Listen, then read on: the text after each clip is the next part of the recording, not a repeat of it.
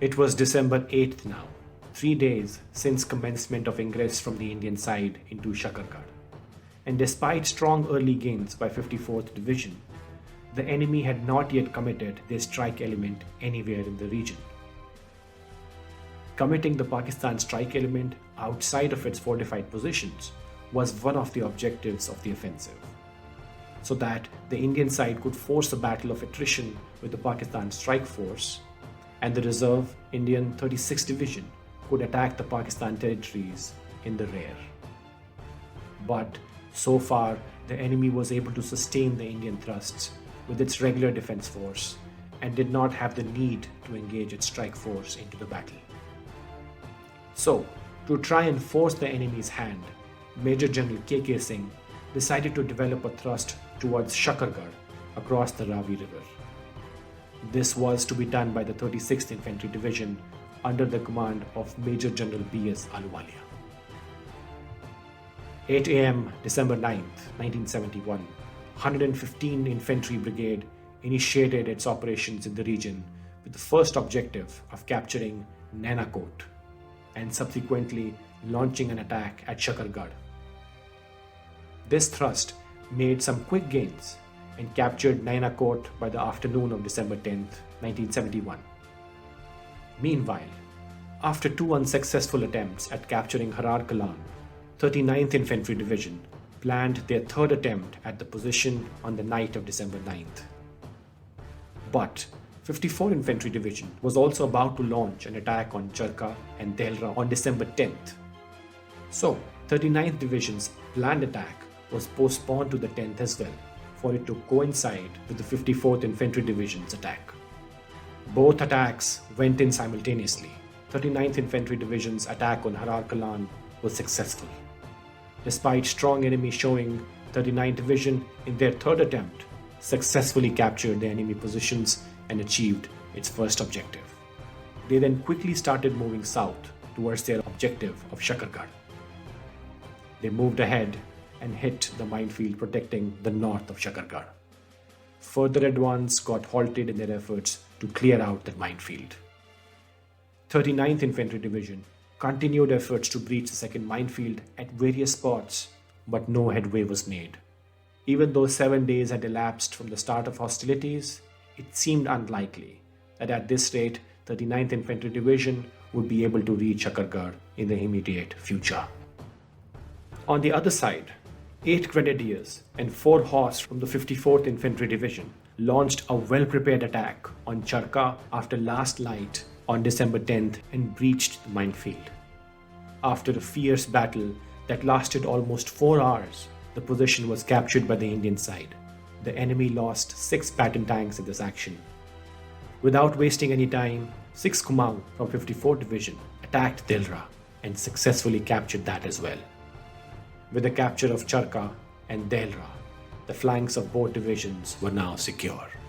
16 Madras from 54th Division, meanwhile, continued their operations southward and captured more villages, getting them closer to their final objective of reaching Zafarwal-Damtal line.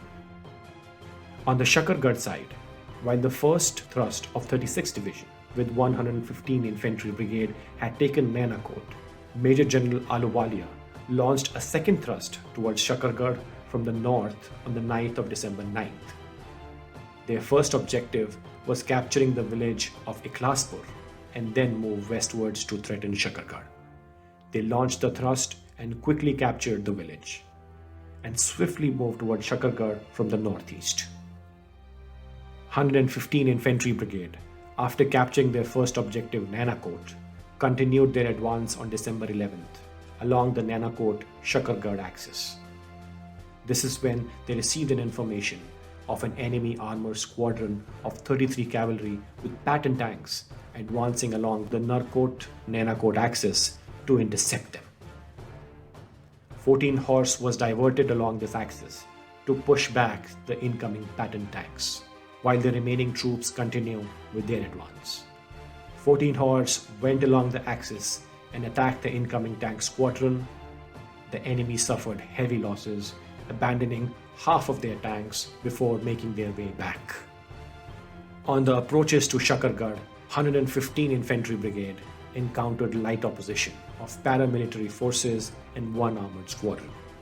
By the night of December 12th, the 115 Infantry Brigade pushed back the resistance and reached east of the Bain River, ready to launch an attack into Shakargarh. They sent a company of 4 grenadiers under Major Chaudhry after last light on December 13th with the task of reconnaissance in enemy forces. Major Chaudhry managed to contact the enemy minefield and found gaps in it. He left some guides in the gaps to lead the rest of the troops and went ahead and attacked the village of Dinpur Khut on the outskirts of Shakargarh and quickly captured it. This was a perfect launch pad for them to initiate an attack into Shakargarh. After he reported this progress, Major Chaudhry waited for the rest of the battalion to marry up for the attack on the town next morning. The battalion left its base east of the Bain River about midnight of December 13th and crossed a dry riverbed with a lot of noise from its accompanying tanks. The enemy heard the tank noises and became aware of a major attack being planned on Shakargarh. They started pounding the incoming movements with artillery and machine gun fire. The Indian side suffered some losses, but they continued to push forward to get to their objective. But then the leading tanks hit some soft grounds and started getting bogged down. This was a dangerous situation because if the column got bogged down under enemy fire, they would be sitting ducks for the enemy. The tanks at the back of the column became hesitant of moving ahead, and the battalion commander, after assessing the situation, called off the attack and ordered Major Chaudhry to leave his position and make his way back to the firm base.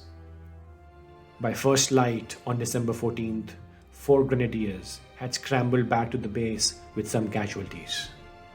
But the enemy surrounded Major Chaudhry's troops at Dinpur Khurd with an infantry company and a troop of tanks. Major Chaudhry and his company fought bravely against the attacks on them without tank and artillery support and held out against the enemy till the evening of December 14th, 1971. But in the end, Major Chaudhry and his company of 72 men were captured by the enemy and taken prisoners. With this, the first attempt at capturing Shakargarh failed.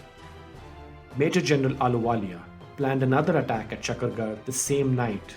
This attack also did not materialize into a victory due to some tactical constraints and low morale of the troops. Meanwhile, preparations for the attack across the Basantar River began on December 12, 1971. The operation involved attacking enemy defenses across the Basantar River. To achieve this, a bridgehead was to be established by 47th Infantry Brigade in the Lalial Ghazipur Badapind area across the Basantar River. 16th Independent Brigade was to advance from the bridgehead and contact Zafarwal. 74th Brigade was to follow up and capture the rest of the Supwal ditch. The east flank of the enemy defenses was protected by a 1400 meters deep minefield laid on the bed of the Basantar River. The task of providing the firm base for the attack was given to 91st Infantry Brigade. By 4 p.m. on December 14th, they captured the east bank of Basantar River against stiff opposition. The operations across Basantar could now be carried out. Pakistan's 24th Infantry Brigade, having 3 infantry battalions, was responsible for the defense of the Supwal Ditch, Jarpal and Badapind area. A company of its Recce and support battalion was deployed on the west bank of Basantar Nadi. An armoured regiment supported the brigade. In addition, 8 independent armoured brigade and 2 armoured regiments and an armoured infantry battalion were available as a part of divisional reserves. Enemy air force was very active and put in 30 sorties against 47th Infantry Brigade on December 15th. The 47th Infantry Brigade had 3 infantry battalions, 3 grenadiers, 6 Madras and 16 Madras. It was also allotted 17 horse and 18 Rajputana rifles for the battle.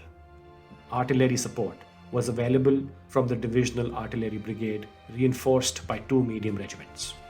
3 field company of 9 Engineer Regiment was to support them reaching the minefield with trawls and improving the track through the riverbed.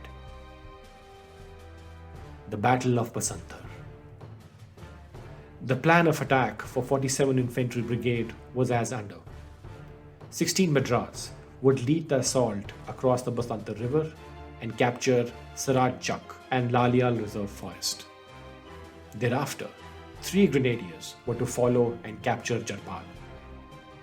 6 Madras and 17 horse were to be inducted after the minefield was breached and were to occupy the gap, including Ghazipur Reserve Forest, between 16 Madras and 3 grenadiers. The engineers were to breach 2 vehicle safe lanes through the minefields, one by trawls and one by hand breaching. December 15th, 1971, 7:30 p.m. was the HR for the attack to go in.